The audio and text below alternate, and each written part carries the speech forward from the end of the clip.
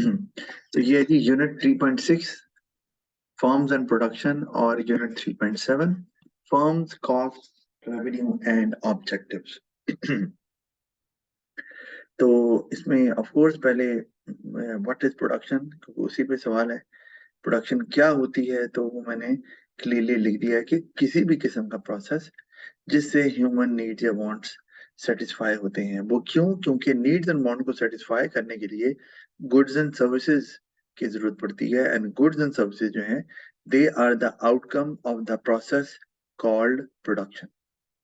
तो इसलिए हम कह सकते हैं कि प्रोडक्शन जो है वो नीड्स एंड वांट्स को सेटिस्फाई करने के लिए की जाती है। और ऑफ कोर्स उसमें वो रिसोर्स की एलोकेशन होती है, फैक्टर्स ऑफ प्रोडक्शन इस्तेमाल किए जाते हैं। बट ये तो आसान चीज है ना, हमें समझ आती है प्रोडक्शन। हम खाली ये कहते हैं प्रोडक्शन होती है जिसमें आउटपुट प्रोड्यूस होती है, तो that might not be sufficient to get 2 marks for the knowledge, या जो अगर डेफिनेशन का सवाल आ जाता है तो आपको बताना पड़ेगा इसको, वही मैंने डिस्क्राइब किया है। तो इसमें तो मेरा ख्याल है कोई प्रॉब्लम होनी नहीं चाहिए। फिर एडिंग वैल्यू बिजनेस में भी पड़ा हुआ है, एडेड वैल्यू भी बोलते हैं इसको, वैल्यू एडेड भी बोलते हैं। तो अब वो आपको पता ही है कि इसमें जो डिफरेंस होता है between price of the product and the cost of bought and material. अब यहाँ पे मैं प्राइस ऑफ द प्रोडक्ट इसको फिनिश कर दूं तो चले ज्यादा अच्छा है। Price of the finished product and cost of bought and material. तो ये भी आपको समझ आती है कि ये cost of bought and material से क्या मुराद है। शायद हमने पहले बात की है, क्या होता है, तो दोबारा बता दो अगर की भी है तो। Sir raw materials. मतलब cost of bought and material ये क्या होता है?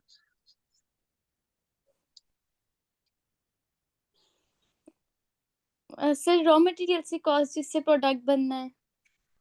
वो तो बनना है, तो वो माइनस क्यों कर रहे हैं? चलो ये बता दो, एडिंग वैल्यू के लिए ये cost of bought and material minus क्यों कर रहे हैं सेलिंग प्राइस? सर ताकि प्रॉफिट पता चल सके। लेकिन एडिंग वैल्यू तो प्रॉफिट नहीं होता, क्योंकि अगर इस तरह तो एडेड वैल्यू और प्रॉफिट सेम हो जाएंगे। क्या ख्याल है, क्या ऐसे नहीं होगा? जी सर। फिर फंस गई। जी सर। अच्छा तो सुन लो फिर से, इसीलिए मैंने पॉइंट रेज किया था वो ये, प्रॉफिट जो है हमने एडिंग वैल्यू तो चलो, या एडेड वैल्यू जो भी बोल लो से, वो तो हमने देख लिया कि सेलिंग प्राइस में से आप cost of bottom material minus कर ले। लेकिन आपको पता होना चाहिए कि there are other cost involve in the production process as well, that is other than buying cost of raw material या बॉटम मटेरियल। वो आपकी सैलरी है, रेंट है, डेप्रिसिएशन है, इलेक्ट्रिसिटी बिल है, और बहुत तरह का कॉस्ट है।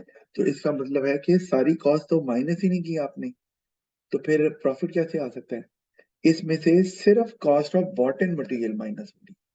प्रॉफिट तो होता है जब आप प्राइस में से सारी टोटल कॉस्ट माइनस करेंगे, including cost of bought and material, तो फिर प्रॉफिट आता है। यानी कि अगर मैं ये कहूँ कि आपने अगर एडेड वैल्यू निकाल ली है इस फॉर्मूले से, और आप उसमें आगे फर्दर कहते हैं कि subtract rest of the cost या subtract other cost of the business, तो फिर आपका प्रॉफिट आएगा। हाँ, अब फायदा ये है कि जब आप वैल्यू ऐड करते हैं तो इसका मतलब आपके प्रॉफिट ज्यादा होने के चांसेस भी होते हैं। लेकिन ये इसको एडेड वैल्यू क्यों बोल रहे हैं? क्योंकि ये वैल्यू जो जो चीजें आप बाहर से ले रहे हो सच एज रॉ मटेरियल, ये वैल्यू आपने ऐड नहीं की। For example, let's say you deal in manufacturing of readymade garments. अच्छा, अब while manufacturing you buy something from your supplier such as button, zips, thread. Now, if you are buying these items, तो ये तो आपका bought-in material है। आप तो ये वैल्यू आपने ऐड नहीं की हुई, किसी और ने ऐड की है वैल्यू। जिसने थ्रेड बनाया, जिसने जिप्स बनाई, जिसने बटन बनाए, तो ये उसकी वैल्यू ऐड हो रही है, आपकी नहीं। आपने तो बना लिया। तो हम माइनस इसको इसलिए करते हैं क्योंकि आपकी वैल्यू एडिशन नहीं है। आपके वैल्यूएशन का मतलब है कि आपने जो चीज ली आपने उसको कन्वर्ट करके किसी ऐसी फॉर्म में लेकर आए कि जो अब कस्टमर के लिए ज्यादा सेटिस्फैक्ट्री है, वो उसको ज्यादा सेटिस्फैक्शन मिल रही है। आपने अगर कोई कपड़ा भी ले लिया रेट से बाहर से, तो कस्टमर के लिए शायद वो उतना वैल्यूबल ना हो, वो कस्टमर उसको यूज नहीं कर सकता unless and until customer gets it stitched. तो अगर आप रेडीमेड गारमेंट्स में कन्वर्ट करते हैं उस कपड़े को भी, तो अब वो कपड़ा ऑफ कोर्स कस्टमर के लिए ज्यादा वैल्यूबल होगा। तो आपने वैल्यू ऐड की है, कपड़े में वैल्यू ऐड की है, कपड़ा नहीं ऐड किया आपने। कपड़ा तो आपने बांट लिया, तो कपड़े में वैल्यू ऐड करके you stitched it, you designed it, और you converted it into finished product, जिसकी प्राइस फिर अब चूंकि आपने वैल्यू ऐड की है, कस्टमर के लिए मोर सेटिस्फाइंग है, तो अब आप चाहें तो प्राइस को ज्यादा भी कर सकती हैं, या जो भी आपने प्राइस रखनी है। The higher the satisfaction of the customer from that product, the more will be the आप कह रहे हैं कि चांसेस ऑफ द ऑर्गेनाइजेशन या opportunity for the business to increase price, आप ये भी कह सकते हैं। तो सेटिस्फैक्शन के साथ उसका काम है। तो ये हमने यहाँ पर एक्सप्लेन किया, उम्मीद है आपको समझ आ रही है ना। जी सर। अच्छा, तो ये प्रोडक्शन का ही काम है, ऑफ कोर्स प्रोडक्शन में ही वैल्यू ऐड की जाती है। तो इनफैक्ट सबसे ज्यादा जो वैल्यू ऐड होती है ना, वो मैन्युफैक्चरिंग में होती है, क्योंकि उसमें आप रॉ मटेरियल को लेकर फिनिश प्रोडक्ट बना रहे होते हैं। प्राइमरी में इतनी वैल्यू ऐड नहीं होती, प्राइमरी में तो चीज ही बनती है रॉ फॉर्म में। कोई आप सब्जियां उगा रहे हैं, वेजिटेबल्स हैं, या कोई और आइटम जो आप एक्सपेक्ट कर रहे हैं। अच्छा, आपने को मछली पकड़ ली तो वैल्यू क्या ऐड की है? मछली पकड़ी है ना आपने, बिल्कुल, लेकिन उस मछली को पका के टेस्ट एक डेवलप करना, ये है वैल्यू एडिशन। तो इसमें फिर होता है वो प्राइस भी फिर मर्जी की चार्ज करेंगे। अच्छा, अच्छा जी, क्लासिफिकेशन ऑफ इंडस्ट्रियल सेक्टर जी आपको पहले ही पता है, वो प्राइमरी सेकेंडरी और टर्शरी होते हैं। अ, तो उसके बारे में ज्यादा बात करने की जरूरत हमें नहीं है। तो उसमें अब एम्स ऑफ प्रोडक्शन की अगर बात करें, तो कोई भी बिजनेस प्रोडक्शन करता क्यों है? ऑफ कोर्स बिजनेस में आपने पढ़ा है कि प्रॉफिट चाहिए, या सर्वाइवल के लिए, कि अगर कंपेटिटर्स मौजूद हैं और आपको मार्केट में बने रहना है, मतलब यू नीड टू compete और you need to stick to that market, तो फिर आपको प्रोडक्शन इस लेवल की करनी है कि कस्टमर आपसे बाय करें डिस्पाइट इंटेंस कंपटीशन।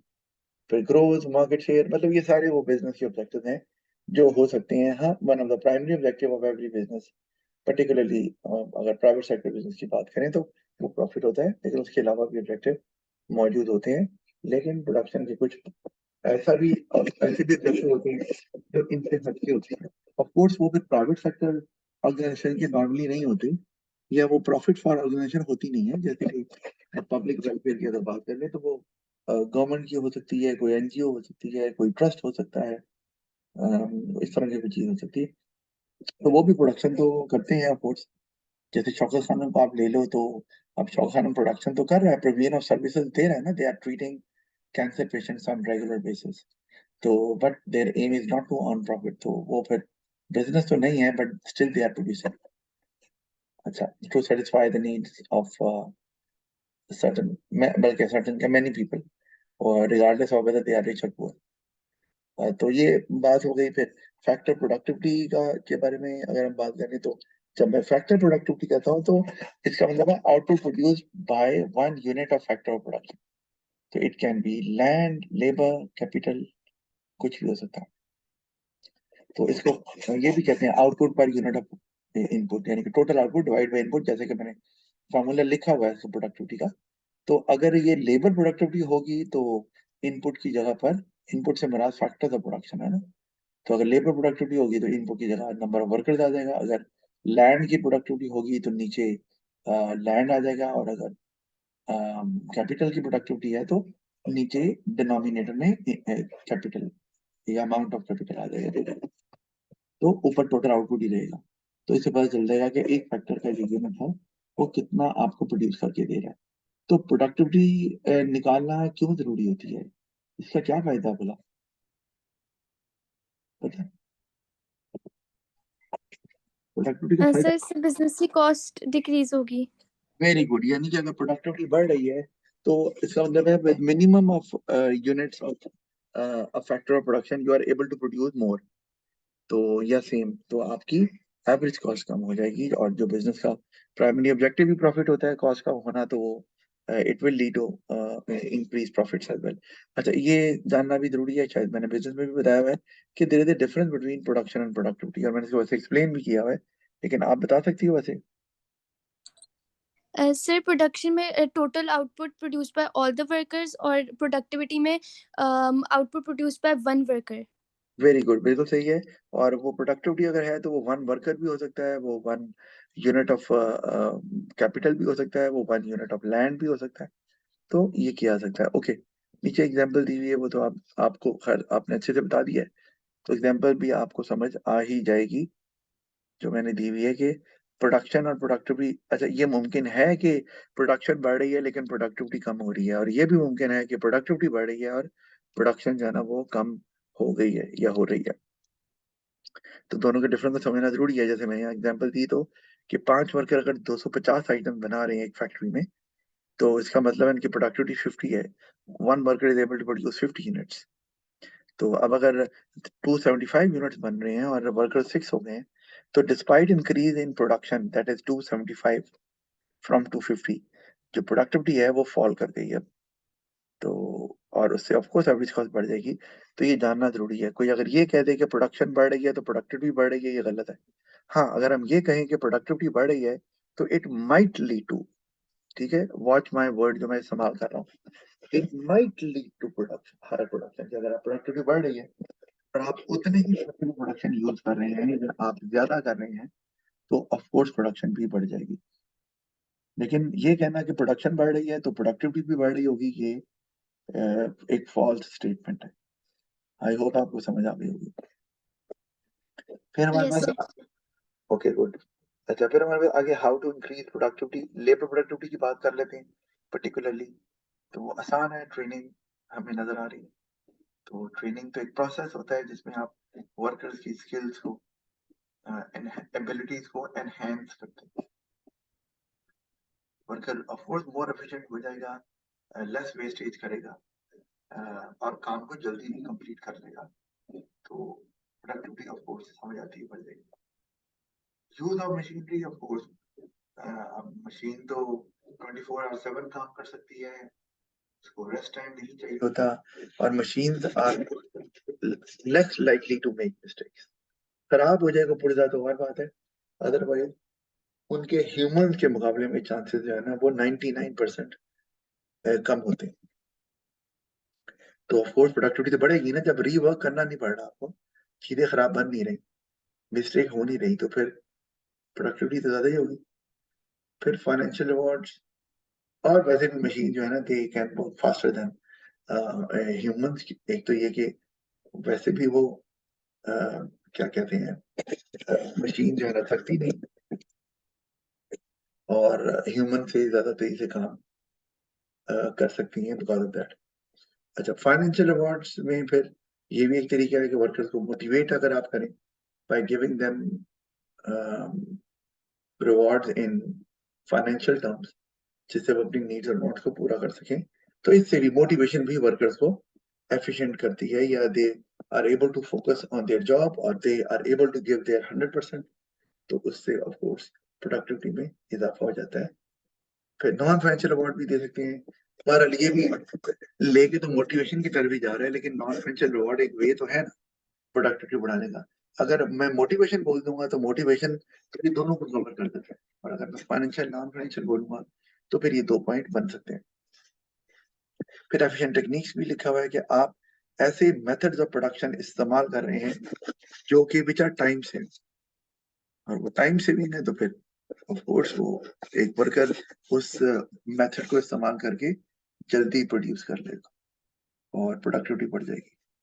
अब मेथड जो है ना, वो कोई भी चीज हो काम करने का तो उसका मेथड एक टेक्निक होती है कि आप जल्दी से जल्दी उसको किस तरह से प्रोड्यूस कर सकते हैं। और वो मेथड आपको कोई बताएगा, ठीक है, या वो नया मेथड इंट्रोड्यूस किया जाएगा, तभी वर्कर जो है ना वो they'll be able to do it in that way. अच्छा, जैसे कि हम कहते हैं कि आप ये ले लो कि अगर रोटी बनानी, आपको रोटी बनानी आती है? No sir. नहीं आती। अच्छा चलो, कोई बात नहीं, अभी चलो, अभी इतनी भी उम्र नहीं है आपकी, सही है, नहीं भी आती, लेकिन चलो आगे जाके तो आनी ही चाहिए। अच्छा खैर, तो अगर रोटी, अच्छा आपने देखा तो होगा ना मामा को बनाते हुए, सारी बात है। तो वो आप रोटी का राइट वे, यानी कि टाइम पर बनानी है रोटी, तो कोई बंदा वो आटा ले लेता है बनाने के लिए, और वो जो ड्राई सा पाउडर सा होता है उसको इस्तेमाल ना करें, तो क्या होता है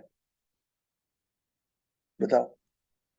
सर वो प्लेटफॉर्म पे स्टिक हो जाता है। हाँ जी, स्टिक हो जाता है, या फिर आप जब उसको, जब आपका पेड़ा सा होता है, उसको जब आप रोटी की शेप दे रहे होते हो ब्रेड की, तो वो स्टिकी होता है, जिसकी वजह से वो शेप ही नहीं आ पाती, और बाद का वो फिर दोबारा से आपको उसको रोल करना पड़ जाता है, क्योंकि वो नहीं बन रहा, तो इसका मतलब है कि वो ज्यादा टाइम लेगा। इसका मतलब राइट मेथड अप्लाई किया जाए, जो एफिशिएंट टेक्निक है, तो इट इंक्रीजेज द प्रोडक्टिविटी। तो जिसको पता है वो फटाफट 3-4 रोटियां बना देगा, उसे पता है किस टाइम पर वो इस्तेमाल करना है पाउडर, और ताकि वो स्टिकी ना हो। अच्छा, तो और इसी तरह से ये भी कि तवा जो है वो कितना गर्म होना चाहिए, ये भी सारी चीजें, मतलब आपको बता रहा हूँ कि कोई नई मशीनरी इस्तेमाल नहीं करें। अब टेक्निक का मतलब जरा डिफरेंट है ना, ऊपर मशीनरी आ गया है, तो अब ये मशीनरी नहीं है, ये है the right method of production. अगर आपको नहीं पता, तो आप जो है वो कभी भी वो प्रोडक्टिविटी में अपनी इजाफा नहीं कर सकते। तो ये हमें समझने की जरूरत है। अच्छा, फिर आगे चलते हैं, तो capital intensive production versus labour intensive production, इसके बारे में तो आपको पता ही है ना? तो आप, अगर मैं कहूँ कि कैपिटल इंटेंसिव प्रोडक्शन को डिफाइन करें, तो मुझे जरा 2 नंबर तो लेके दिखाओ, क्या कहूँ? अच्छा, वैसे मैंने लिखा तो वही है, मतलब यहाँ लिखा हुआ मैंने कैपिटल इंटेंसिव प्रोडक्शन के वो प्रोडक्शन मेथड जिसमें more of machinery is used, right ना? लेकिन एंड लेस ऑफ लेबर, ये कहना जरूरी है। अगर आप ये नहीं कहेंगे, यानी कि मशीनरी ज्यादा इस्तेमाल की जाती है इन कंपैरिजन टू लेबर, ये कहना जरूरी है to get 2 marks for the definition. और इसी तरह लेबर इंटेंसिव में इसका रिवर्स हो जाता है। तो मुझे एग्जांपल दो, लेबर इंटेंसिव प्रोडक्शन कहाँ इस्तेमाल होती है और क्यों इस्तेमाल होती sir labour intensive job production में। है, इस्तेमाल होती है? अच्छा ओके, इस्तेमाल बिल्कुल सही है, आपने बताया है जॉब प्रोडक्शन होती है, उसकी वजह क्या है?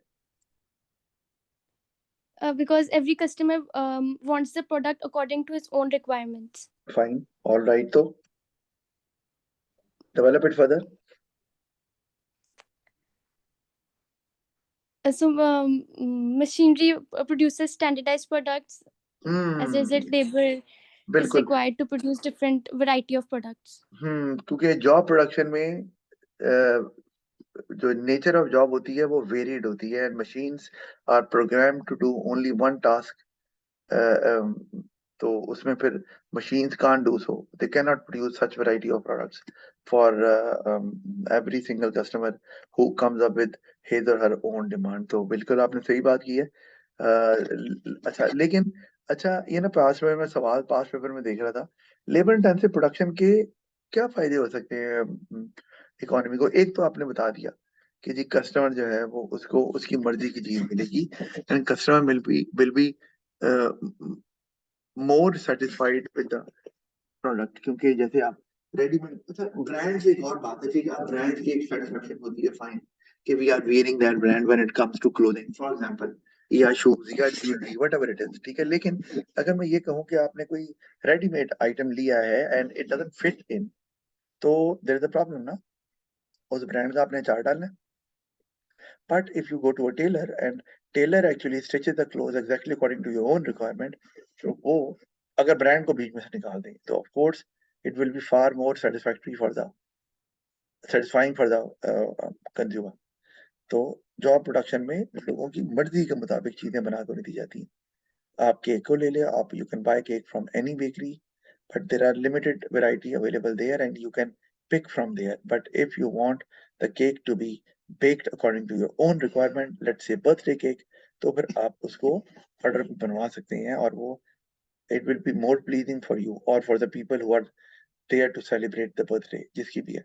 और लेकिन of course that will be expensive, लेकिन आपको वो इसका मतलब कि वो ज्यादा वैल्यू ऐड कर रहा है, जॉब प्रोडक्शन ज्यादा वैल्यू ऐड करती है, इसलिए वो उसकी प्राइस भी ज्यादा होती है। कभी बर्थडे केक ऑर्डर पे बनवाया है? यस नहीं? सर। कभी आपकी सालगिरह वैसे मनाते हैं घर पे? जी सर। अच्छा चलो ठीक है, अभी तो वैसे मना लेनी चाहिए, ठीक है।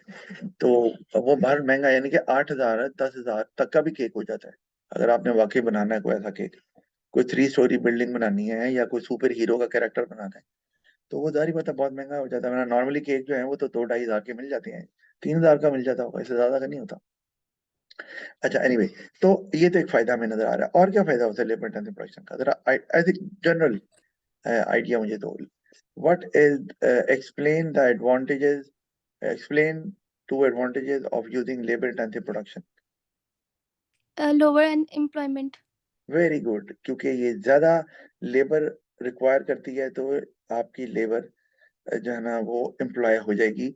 आगे मैं नहीं जा रहा क्योंकि हमने अनएम्प्लॉयमेंट एम्प्लॉयमेंट पढ़ना है, तो मैक्रो में इस पर डिटेल पे बात करेंगे, बिल्कुल ठीक है।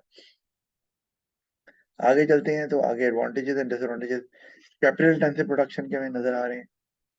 Able to meet high demand, समझ आती है क्योंकि 24 आवर्स आप काम करवा लें मशीन से। तो अच्छा, डिमांड को आप मीट कर सकते हैं बिकॉज मशीन, अच्छा अब जरा सुनो जरा, सवाल है explain the advantages of capital intensive production. तो आपने कह दिया कि using this method business will be able to meet high demand as machines can work 24 hours a day and they do not require any rest time। तो हमें 2 number मिल जाएंगे ना यहाँ, क्योंकि जब एक्सप्लेन का वर्ड आ रहा है तो 1 नंबर नॉलेज का और 1 नंबर एनालिसिस का, यानी कि पॉइंट को डेवलप करने का। तो पहले जब मैंने कहा कि by using this method business will be able to meet high demand, तो ये नॉलेज ही शो कर रहा हूँ ना मैं। और उसके बाद आगे जो मैंने कहा as further I extend my development point को, तो it can work 24 hours a day as machines do not require any rest time। अच्छा, ये तो समझ आ गई। अब अगर मैंने यही सवाल को चेंज करके मैं कर देता हूँ analyse the advantages of capital intensive production, तो अब ये जब एनालाइज आ गया तो ये 6 नंबर का नॉर्मली सेक्शन बी में दे देते हैं। तो एनालाइज से क्या होगा, क्या फर्क होगा इस आंसर में जो मैंने दिए? सर फर्दर डेवलपमेंट करनी होगी। फर्दर डेवलपमेंट, यानी कि आपने जहाँ पे कहा कि वो उनको रेस्ट टाइम नहीं चाहिए होता, तो आगे आपको इसका मतलब है कि जो है ना, जो कस्टमर्स हैं they would get their goods at the right time and they would remain loyal to the business, or every time they require the product they will come to or approach that business time and again, so leading to stable sales and profit, या able to क्या कहना चाहिए आपको, keep the customer intact. तो इस तरह करके आपको फिर फर्दर इसको आगे लेके जाना पड़ेगा। कहा आपने सही है, तो उसको फिर सवाल एक ही है, लेकिन कमांड वर्ड से थोड़ा सा हमें एक्सटेंड करना पड़ जाएगा डेवलपमेंट को। अच्छा, इस तरह आगे able to achieve economies of scale लिखा हुआ है due to mass production of course, क्योंकि मशीन तो बल्क में प्रोड्यूस कर सकती हैं, तो जब बल्क में प्रोड्यूस करेंगी तो कॉस्ट एडवांटेज तो आएगा, जिसको हम इकोनॉमी ऑफ स्केल कहते हैं। और कॉस्ट कम होने से क्या होगा वो आपको पता है, बेटर क्वालिटी। अच्छा, मैं ना एक बात यहाँ कर रहा हूँ, मैं अगर कहता हूँ जी चलो जी कॉस्ट कम होगी तो प्रॉफिट ज्यादा होगा, ठीक है, मैं कहता हूँ कि कॉस्ट कम हो रही है, इसको कहीं और लेके जाओ, लेके जा सकती हो?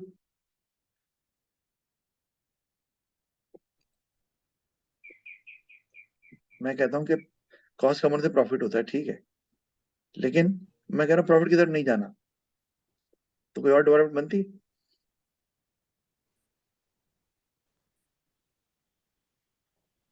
Decrease the business can decrease the price of the product to attract more customers. Very good, and to stay competitive, बिल्कुल सही बताया आपने, बिल्कुल सही, वेरी गुड, ठीक हो गया। आगे चलते हैं, better quality and standardize goods. अच्छा ठीक है, improve goods without compromising quality. अच्छा, ये स्टैंडर्डाइज गुड्स आपने मुझे बताया भी है कि स्टैंडर्डाइज गुड्स जो है ना, ये एक फायदा भी है और ये एक नुकसान भी है, जरा बताना कैसे? सर नुकसान इस तरह हो सकता है कि less variety for customers. Very good, बिल्कुल सही है, क्योंकि some customer do not want the same product for everybody, they have their own requirements. ठीक हो गया, ठीक, वेरी गुड। और फायदा क्या है?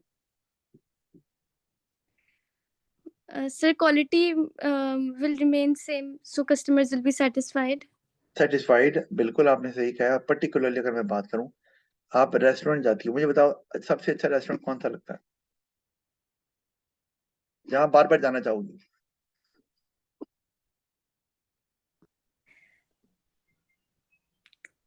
Sir McDonald's. McDonald, okay. अच्छा, मैकडोनल्ड में जाते हैं, क्यों जाते हैं वहां, क्या वजह?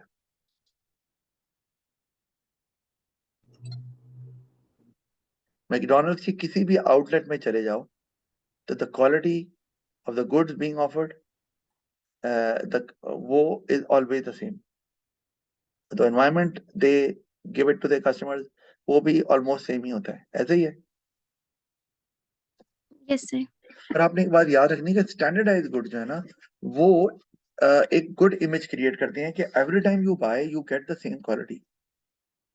तो ये मैटर करता है, सेम क्वालिटी, हाँ सेम डिजाइन, वो एक ऑफ कोर्स ये डिसएडवांटेज की तरफ चली जाता है, सेम फीचर्स नहीं। लेकिन अगर when it comes to food items, remember, you always like to go to a restaurant where you always get the same taste because you like that restaurant because of the taste. अगर वो test change कर दें ना वहां पर, तो आप कहेंगे जाना ही नहीं था। क्या ख्याल है? Yes sir. इसी तरह आप पेप्सी और कोक को देख लो, 150 150 सालों से चल रही है। क्यों चल रही है?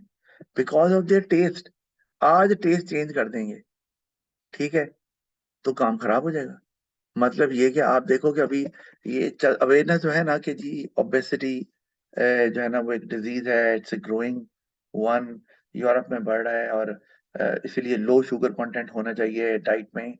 लेकिन लेकिन पेप्सी, अगर कोक की बात करूं तो पेप्सी में ज्यादा शुगर कंटेंट होता है। आप ऑफ कोर्स मुझे पता है नहीं पीती, बहुत अच्छी बात है, तो लेकिन शुगर कंटेंट ज्यादा, लेकिन वो उसको नहीं चेंज कर रहे, despite being a multinational company, and they are well aware of that as well, लेकिन वो नहीं कर पा रहे। क्यों? क्योंकि अगर शुगर कंटेंट को कम किया तो they won't get the same taste, और वो टेस्ट जो एक दफा डेवलप हो जाए, आपके टेस्ट बड्स डेवलप हो गए हैं, आप वो कहते हैं भाई हमें तो यही चाहिए। मैं अपनी एग्जांपल देता हूँ कि I love to go to Bundu Khan. अच्छा ठीक है, मैं फास्ट फूड भी पसंद करता हूँ, फाइन, कि मैकडोनल्ड्स वगैरह, मैंने इतना ज्यादा मैकडोनल्ड्स मैं नहीं जाता वैसे, लेकिन बुंदू खान में डेफिनेटली जाता हूँ बिकॉज ऑफ देयर स्पेशलिटी, कि उनके ना होते हैं वो चपली कबाब, और वो साथ पूरी पराठा देते हैं। मुझे अभी भूख लगी बल्कि बोलते बोलते, खैर एनीवे, वो ना every time I go there I get the same taste every time, और वो मुझे कहीं और वैसा मिलते ही नहीं। तो मैं बार बार वहीं जाता हूँ कि यार यहीं जाना है मैंने, जब भी खाने जाना है। तो वो आपको एक एज देते हैं ओवर योर कॉम्पिटिटर्स। अच्छा, अगला अगर देखें तो reduce cost, reduce labour cost. ये तो समझ आती है, जब मशीन इस्तेमाल करेंगे तो लेबर कॉस्ट तो कम होगी। अच्छा, अब इस तरह भी डेवलप कर सकते हैं कि वर्कर्स कम लगेंगे तो वेज कॉस्ट कम देनी पड़ेगी, और अगर wage cost is a significant portion of your total cost, so the business will be able to reduce its total cost significantly और प्रॉफिट्स बहुत ज्यादा बढ़ जाएंगे। ठीक है, इस तरह से तो ये हम लिख सकते हैं, या वो the business will be in a far better position in terms of price they are offering to the customer compared to competitors. फिर हमारे पास आता है may not have deal with trade union every now and then due to fewer workers. Of course ये fewer workers हैं तो trade union को negotiate करने की आपको ज्यादा जरूरत नहीं है, क्योंकि हमने पढ़ा था कि one of the reason that trade union is likely to influence business decisions is what? हमने पढ़ा था trade union. Strength in number. Very good, जबरदस्त भाई, बहुत अच्छे, स्ट्रेंथ इन नंबर। तो अगर वर्कर ही आप कम रख रहे हैं तो वो ट्रेड यूनियन में वर्कर भी कम ही होंगे, तो फिर ऑफ कोर्स आप ज्यादा पावरफुल हैं as an employer and you might not need to listen to the demands of trade union in the same manner. तो ऑफ कोर्स आपकी कॉस्ट भी बढ़ेगी और आपकी किसी किस्म की जो है वो डिसरप्शन भी नहीं आएगी प्रोडक्शन प्रोसेस में। फिर machine do not take days off और गेट इल, तो प्रोडक्शन जारी रहती है। ऑफ कोर्स ये समझ आती है, इसमें कोई सा प्रॉब्लम नहीं है। Expensive to buy, high setup cost, हाँ ये स्टार्ट में तो कॉस्ट आपकी लगेगी। तो अच्छा ठीक है, एक्सपेंसिव होते हैं तो सेटअप कॉस्ट लगेगी, तो इसको डेवलप तो करो। अगर एनालाइज का क्वेश्चन आ गया तो कैसे डेवलप करेंगे?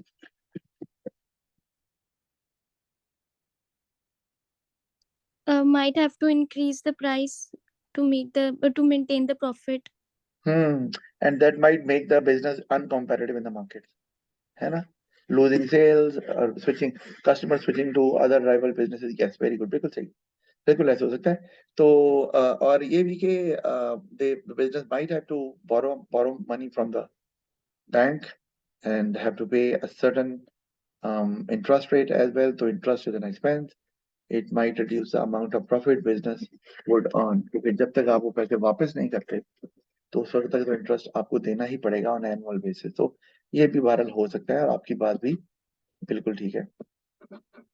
फिर ट्रेनिंग माइट बी रिक्वायर्ड, तो ये भी ठीक है सर, सिग्निफिकेंट कॉस्ट है, लेकिन ये ऑफ कोर्स आपकी एक वन टाइम कॉस्ट है, इतना मशीनरी की है। And once the worker will be trained, तो वो आपकी ये जो कॉस्ट आपने लगाई है इसको आसानी से कवर कर लेंगे। तो शॉर्ट रन में ऑफ कोर्स ये एक इशू है, लॉन्गर रन में नहीं है। फिर हमारे पास inability to change production method once installed, तो huge capital आपको चाहिए। चेंज प्रोडक्शन मेथड मतलब आपको खाली, अगर आप पहले कोई प्रोडक्शन कर रहे थे तो आपको पहले उसको डिस्कार्ड करना है और उसके बाद नया नई इक्विपमेंट या नया प्रोडक्शन मेथड लेकर आना। ऑफ कोर्स वो कैपिटल इंटेंसिव होगा, तो वो जरूरत से ज्यादा महंगा भी हो सकता है। वो machine and equipment need to be updated. हाँ ये भी कि मशीन ले ली है लेकिन आपको हर साल कुछ ना कुछ अपडेट तो करना ही पड़ेगा, तो अदरवाइज वो फिर लेटेस्ट जो प्रोडक्शन मेथड्स हैं उनके साथ वो कोप अप नहीं कर पाएगी। तो ये भी एक कॉस्ट कॉन्टिन्यूसली आप पड़ जाती है। Not suitable where customers want customized products, ये आपको समझ आती है। कस्टमाइज्ड प्रोडक्ट्स क्या, बता दो। सर वो जब उनको अपनी रिक्वायरमेंट्स के मुताबिक हर कस्टमर को अपनी रिक्वायरमेंट्स के मुताबिक प्रोडक्ट चाहिए होता है। जी बिल्कुल सही है, तो वो मशीन नहीं कर सकती। और machine break down and power failure, तो आपका पूरा प्रोडक्शन प्रोसेस रुक जाएगा। जैसे अगर मैं लैपटॉप पे आपको पढ़ा रहा हूँ तो पावर फेलियर हो गया, कहानी खत्म हो गई, अब आई कांट टीच यू। लेकिन अगर आप फिजिकल प्लेस पे कहीं बैठी और मैं आपके साथ बैठ के आपको पढ़ा रहा हूँ तो power failure might not affect us much. तो ये एक इशू जरूर है कि वो फिर पूरा प्रोडक्शन प्रोसेस रुक जाएगा और उसमें फिर मेंटेनेंस भी आपकी कॉस्ट लग जाए, और फिर वो जो लॉस ऑफ आउटपुट है मीन बाय जो कि during the process of maintenance होगा वो अलग से होगा।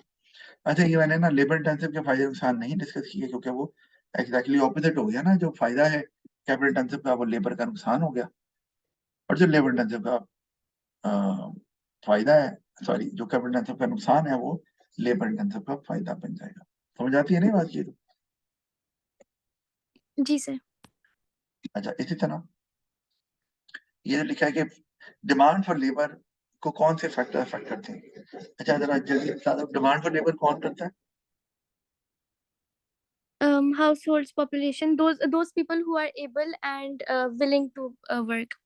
डिमांड फॉर लेबर, दोबारा सोच लो। Sorry sir, firms. हाँ जी, फर्म्स एंड प्रोड्यूसर्स, बिल्कुल सही है। वो सप्लाई ऑफ लेबर करते हैं जो आप बता रही हो, ठीक है, हो जाता है, कोई बात नहीं। अच्छा तभी मैंने पूछा था। तो डेराइव डिमांड मैंने बताई थी, ये क्या होता है? सर जब गुड्स एंड सर्विसेज की डिमांड होती है तो उससे डिराइव होती है लेबर की demand. It is taken from some the demand of products, इसीलिए डेराइव बोला गया। तो अगर किसी प्रोडक्ट की डिमांड बढ़ेगी तो उसको बनाने वाले वर्कर्स की डिमांड भी बढ़ जाएगी। फिर price of capital, labour and capital, of course ये बहुत आसान है कि अगर कैपिटल सस्ता है तो लेबर की डिमांड बढ़ जाएगी, सॉरी, लेबर की डिमांड कम हो जाएगी, और अगर कैपिटल महंगा है तो लेबर की डिमांड ज्यादा हो जाएगी। और इस डिसीजन को हम बोलते हैं फैक्टर सब्स्टिट्यूशन, कि आप डिसाइड करते हैं कि आपको कौन सा फैक्टर प्रोडक्शन इस्तेमाल करना है when it comes to price. अच्छा, क्योंकि वरना तो बात का नेचर ऑफ जॉब ही ऐसी होती है कि प्राइस मैटर नहीं कर रही, आप वहां पे कैपिटल या लेबर इस्तेमाल नहीं कर सकते, पॉसिबिलिटी है ये। प्रोडक्टिविटी ऑफ लेबर, अगर प्रोडक्टिविटी ऑफ लेबर ज्यादा है तो ज्यादा वर्कर हायर किया जा सकता है, क्योंकि वो वर्कर आपको सस्ते पड़ रहे हैं, एवरेज कॉस्ट कम हो रही है। हाँ, लेकिन आप इसमें एक कंडीशन लगा सकते हैं कि अगर let's say a business is producing a targeted output, यानी कि इतनी बनानी है, तो फिर प्रोडक्टिविटी बढ़ने से लेबर की डिमांड कम हो जाएगी। ये पल्ले पड़ रही बात? जी सर। मैं यहाँ पे लिख देता हूँ ये कि if business is producing a targeted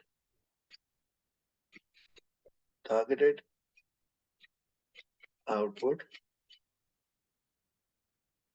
then with increase in productivity, demand for labor would fall. सही हो,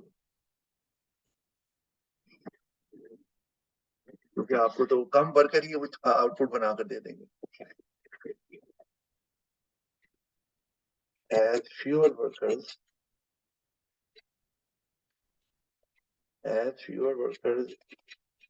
would be able to produce that, to achieve that target, ऐसे करके to achieve that target। क्या हो गया है? हाँ जी, सही हो गया। आगे देखते हैं, आगे हमारे पास आ गया जी बिजनेस कॉस्ट। और बिजनेस कॉस्ट के बारे में अभी जैसे हमने बात की है, there are many cost involved in a business, और चूंकि आपने बिजनेस में ही पढ़ा हुआ है तो बिजनेस कॉस्ट मैंने पहले डिफाइन कर दिया है कि वो पैसे जो आपको चाहिए होते हैं गुड्स एंड सर्विसेज को स्पेंड करने के लिए। आपने रॉ मटेरियल लेना है या आपने रेंट पे करना है, तो अब आप रेंट पे कर रहे हैं तो आप किसी बिल्डिंग को यूज कर रहे हैं ना, of course, and you do not own that business, that building.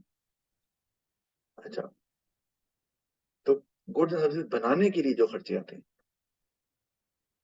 वो सारे बिजनेस कॉस्ट है। तो उसमें हमने दो देख ली है टाइप ऑफ कॉस्ट में। हमारे पास फिक्स कॉस्ट है, वो आपको बताइए। फिक्स कॉस्ट क्या होती है जी? जो कि आउटपुट के साथ चेंज नहीं होती, है ना। मेरा सवाल है, क्या फिक्स कॉस्ट वैसे चेंज होती है? ये बताओ। No sir. नहीं होती। अच्छा, आपका अभी जहाँ आपका मकान अपना है, जहाँ रहती हो? जी सर। अच्छा चलो, अच्छी बात है। तो अल्लाह ने आपको नेमत दी हुई है, तो अगर मकान कराएगा हो तो मुझे ये बताओ कि क्या माल मकान हर साल किराया नहीं बढ़ाता? थोड़ा आइडिया तो होगा ना आपको। जी सर, बढ़ाता है। तो किराया तो रेंट तो फिक्स कॉस्ट है, बढ़ कैसे गई? फिर ये फिक्स ना हुई, फिर रेंट फिक्स कॉस्ट तो ना हुई।